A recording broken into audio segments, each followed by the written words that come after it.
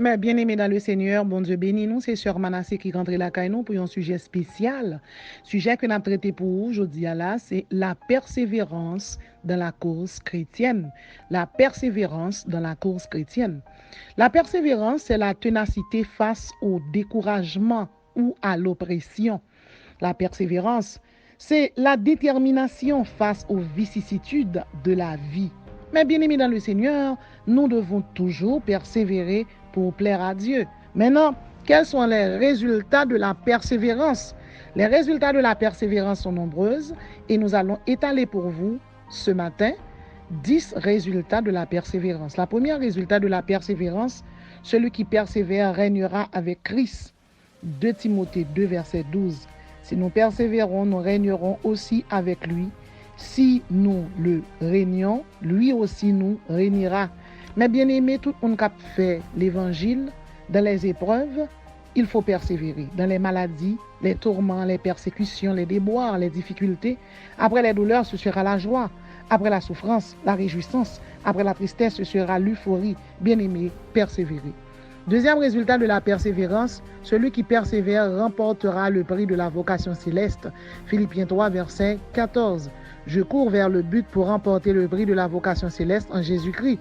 Le prix de la vocation céleste semble être parfois un objectif impossible à atteindre.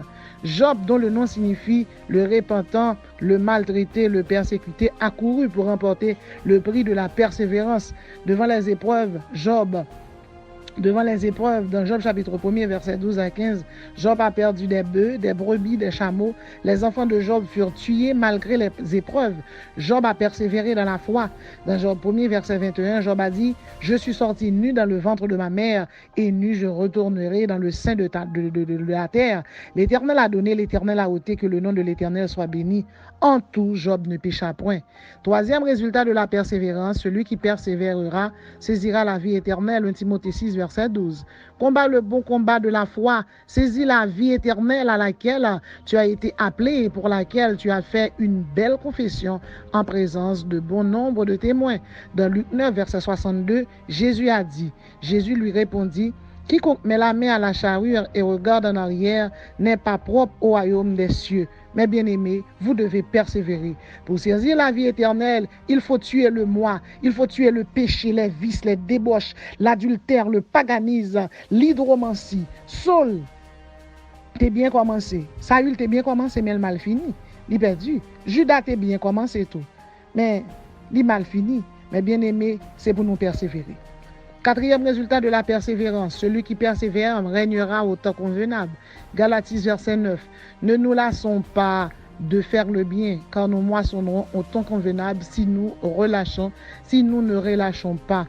Nelson Rolihlahla Mandela a passé 28 ans de sa vie en prison pour lutter contre l'apartheid. C'est une sorte de persévérance. Si Nelson Rolihlahla Mandela a persévéré pour lutter contre l'apartheid, eh bien, nous aussi nous devons persévérer.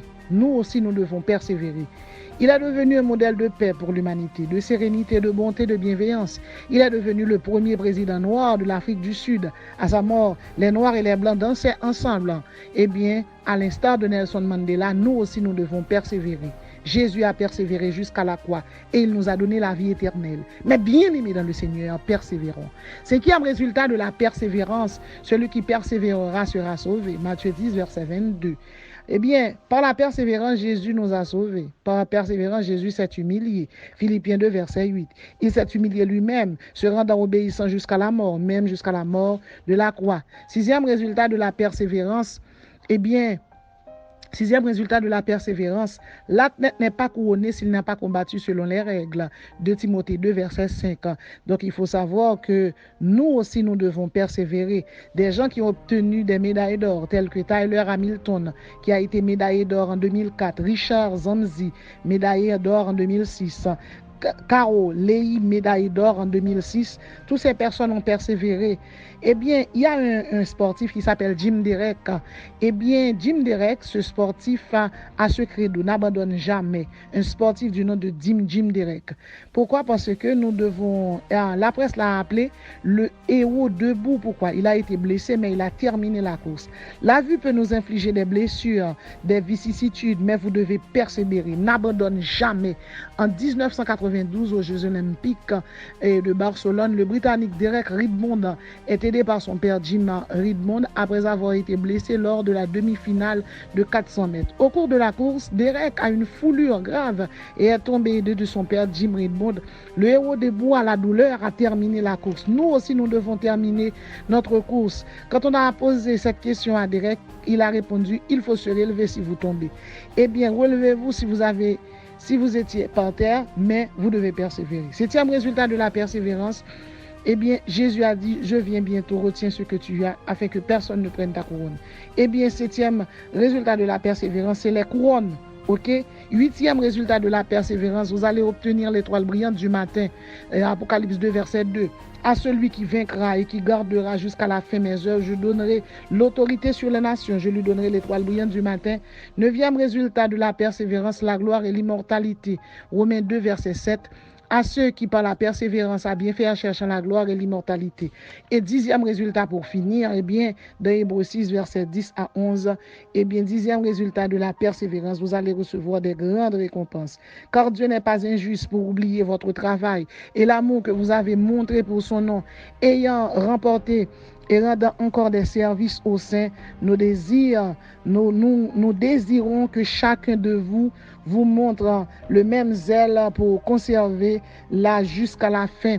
Mais bien aimés, nous devons persévérer. Thomas Edison a inventé l'ampoule électrique en 1879 et c'est parce qu'il a persévéré. Il a fait plus de 99 essais.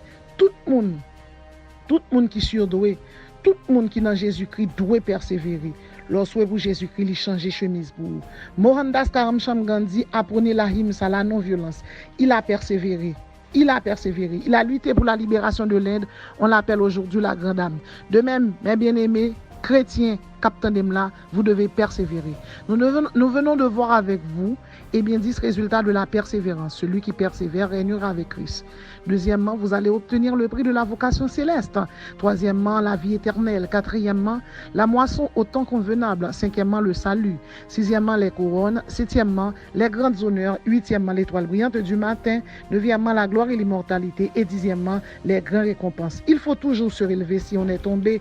Persévérer. La Bible nous dit, si nous persévérerons, nous régnerons avec Christ. Réjouissez-vous en espérance. Soyez patients dans l'affliction. Persévérez dans la prière. Quiconque met la main à la charrue et regarde en arrière n'est pas propre au royaume de Dieu. Que bon Dieu bénisse.